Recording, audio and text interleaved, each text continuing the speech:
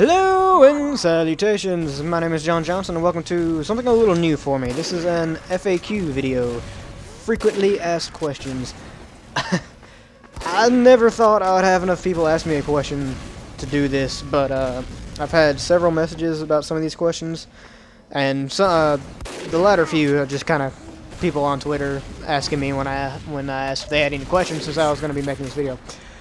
But so honestly, for a lot of these questions, or at least the first 5 of them,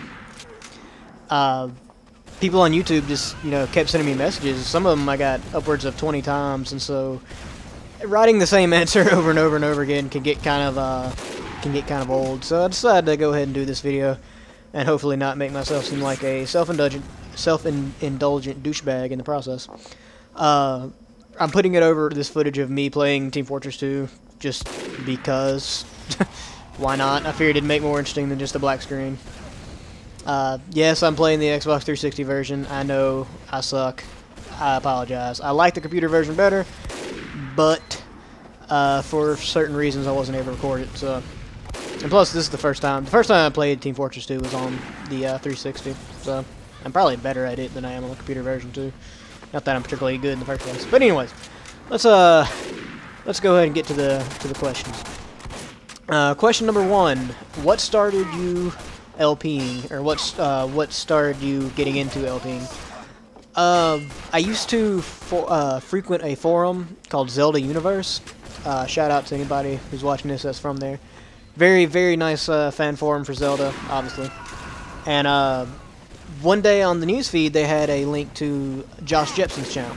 He had just started his Ocarina of Time playthrough, and that kind of, knocked the walls down for me. Josh Jepson was the first LPer I ever watched. I followed his LP of Ocarina of Time all the way through, and throughout that he would make mentions of Nintendo Capri Sun, so I started watching him, and Nintendo Capri Sun would make mention of Chuck Conroy, and so I started watching Chuck Conroy, and then Chuck Conroy didn't mention Proton John, so I started watching him, and so on and so forth. I've kind of just like chain reacted my way through the LP community, starting with Josh Jepson.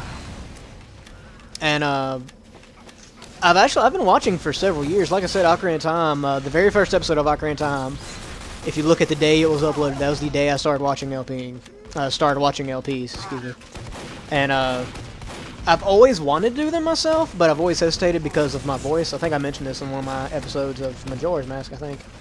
But I've always been afraid people wouldn't like my voice, so I've hesitated for years now. Ooh, voice crack, excuse me. I've hesitated for years just because of my voice. I didn't figure people would like it that much. But, I've been surprised at the positive feedback I've gotten, honestly. Question number 2. What's your setup? Kind of embarrassing, honestly. The PC I'm on, I actually don't know all of the specs. It's actually not my PC, it's my roommate's, and he lets me borrow it for Let's Playing, because frankly all I've got is a laptop, and it's a crappy little Toshiba $600 laptop that can't handle, really can barely handle even anything. So much less actually recording and all that. Capture card, I use your standard Dazzle DVC 100, very cheap, It honestly, when I first started, when I was looking around for capture cards and all that, I wanted to get the better, more expensive ones, but I just couldn't afford it, honestly. So I went with the Dazzle, cheap little $50, and it came with Pinnacle Studios, an editing program. Pinnacle Studios worked for a while. Now I've kind of moved up. I've gotten Sony Vegas Pro 12, as well as I use Virtual Dub to record. And that's really it. Oh, and Audacity to record voice, which I'm using right now to record this, actually. And a Turtle Beach headset. Simple, cheap little setup for the most part. And nothing particularly special about it. I will eventually hope to upgrade to a better capture card sooner than later, hopefully. Question number 3: what's your next LP? I get this question a lot, and I'm kind of torn because I'm pretty sure I've decided on what my next LP will be. Even this early into the first 2, from day one, I pretty much had 6 or 7 that I knew I really wanted to do, but I wasn't sure what order to do them in. This one being one of them. I'm pretty sure I've decided on what it'll be, and I'm not sure I want to say. I kind of want it to be a surprise, so I'm gonna hold on to that For clues, I can't think of any clues clever enough. But keep an eye on my Twitter, and maybe I'll put out a clue at some point over it. It'll be a while before it comes out, anyways. I'll at least finish Majora's Mask or Paper Mario first. Question number 4. Will you Let's Play Ocarina of Time? I've gotten this question at least like 60 times now. I can understand it, I guess, because my first LP being Majora's Mask, you know, and then I've mentioned several times that I am a Zelda fan. So, simple answer is yes. I'm going to LP Ocarina of Time at some point. When that is, I don't know. I really want to give some time between Majora's Mask and any other Zelda game I do. And really, there are so many Zelda games that I want to do. I'm honestly not sure what order I will do them, but we'll do them in. But Ocarina of Time is definitely on the must LP list for me. As for when it'll happen, I have no idea. You just stay around and you'll see. Then question number 5, which is the last really frequently asked question on YouTube that I get, is advice for for beginning LPers. Well, first off, I gotta say I'm pretty much a beginning LPer myself. I've only been doing this for like a month now, really, and I've gotten extremely lucky. Honestly, that's my secret is luck. I've met some great people who have really helped me out, and I've generally been very lucky, and I'm very appreciative of that. If I did have to give out any advice, and this is what I tell people when they ask me though, first off, make practice videos before you even upload anything to YouTube at all. Before you even think about it, my advice is to record a few episodes of whatever game you want to start with, and just practice, because it's a very different experience recording and commentating while you're playing through a game. I'll put it like this. I've played through Majora's Mask, you know, dozens of times almost. It feels like, when I'm recording it, it feels almost like a brand new game. Not so much in the ways that I don't know stuff, but just in the way that, honestly, I don't know how to put it into words. It feels different. It's a different experience, and it takes some getting used to. It's a very positive experience, don't get me wrong. It's something very addictive, honestly. But it's different, and it does take some getting used to, so I'd suggest making a few practice episodes, and also doing some practice videos to get your technical stuff tweaked out, because these programs, even you know, Pinnacle Studios and Dazzle, that come basically, you know, ready out of the box, excuse me, even programs like that take some tweaking to get really good quality out of. Not that I get really good quality, mind you, but it's always good to practice and work. Be ready to put a few, if you move up to like virtual dub and stuff, be ready to put a few hours into figuring out what settings work for you and how to get the best quality out of your machine and all that, because it takes some tweaking and it takes a few hours at least of test videos and stuff like that, or at least it did me, and I still haven't quite figured it out, honestly. But yeah, for technical advice, I'd say just, you know, go with what you have and be ready to do some tests and to tweak some stuff. For other advice, and this is kind of a second part of this question because I get this other question a lot, is networking good for LPers? Yes, and I'm not the networking type. It's weird considering my profession outside of LPing. Not that it's a profession, that sounded weird. But LPing is a hobby to me. But my day job is actually I'm a waiter. I serve tables, and I'm in business school. And part of business and serving tables is talking and networking and being able to basically approach a stranger and talk to them like you've known them for 10 years. Even though I do that all day, basically, it's weird for me to network because, honestly, I don't think I'm very good at this. And I don't mean to be pessimistic or anything, but when I watch my videos, I'm interested in them, but I really don't see how other people could be.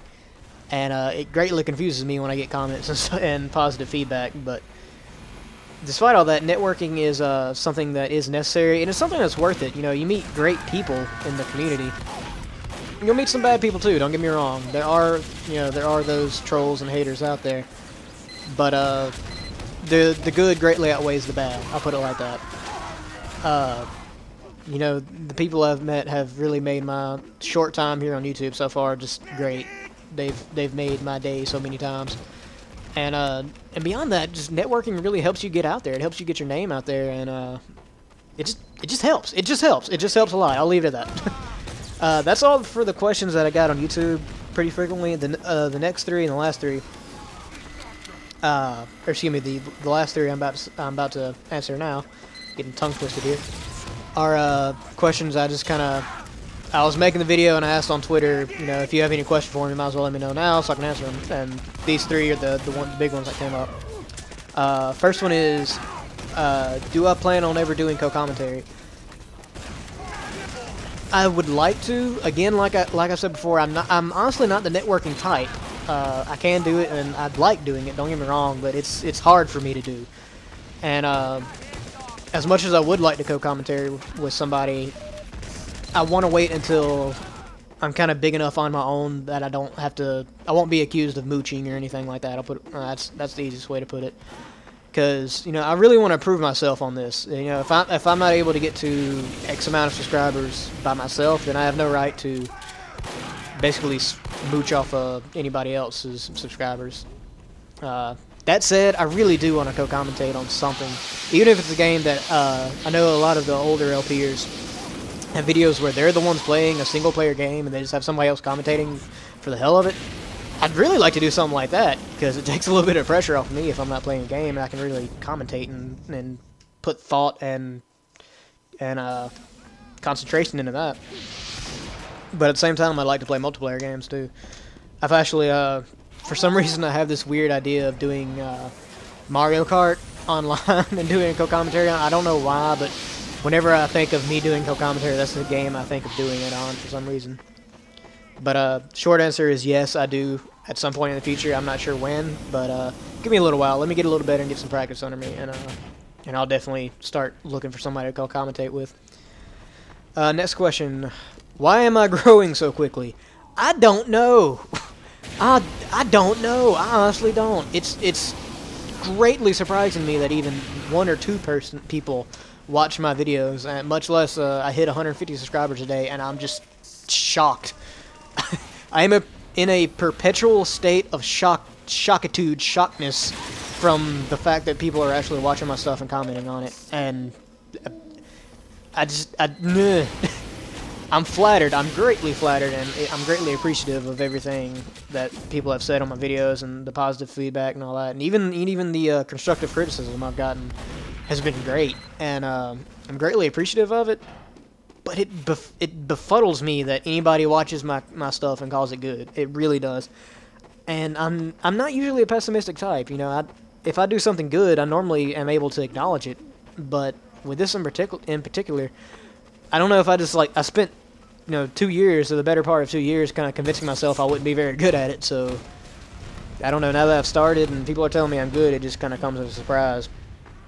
As for why I'm growing so quickly, luck. All it is luck, honestly.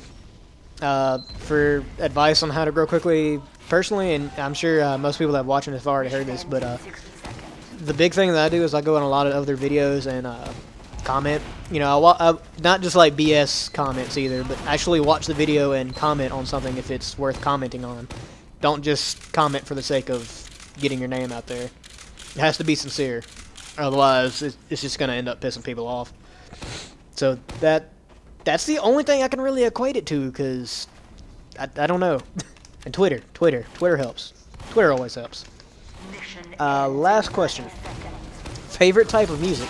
I got this once on Twitter when I asked if anybody had any questions. I've actually gotten this a few times on YouTube as well, but not really enough to justify making it a full question. Favorite type of music? I don't know. Honestly, I listen to almost every type of music there is. I've mentioned it before, but I was actually a music major in college, and I'm a musician. You know, music is another hobby of mine. And so I have a very, very broad taste in music. Everything from old country like Johnny Cash and Merle Haggard to rap.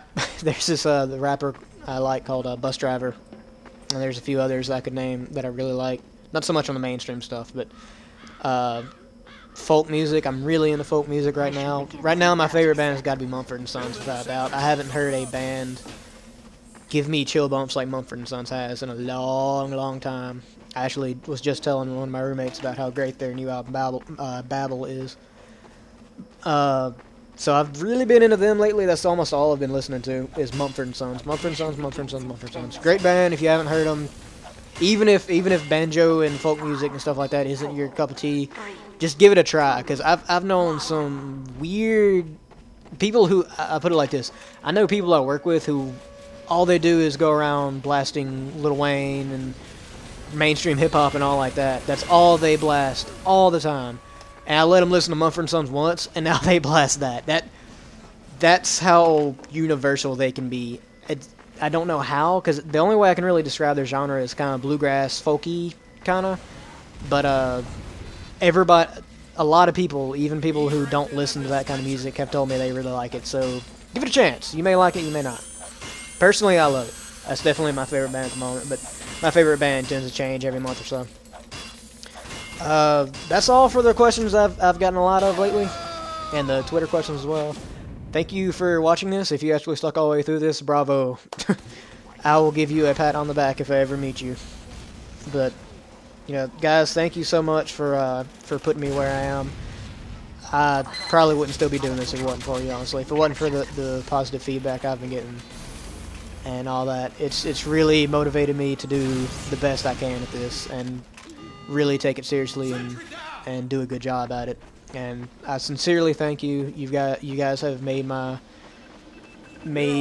time so much better than I thought it could ever be. So thank you so much. Have a good day.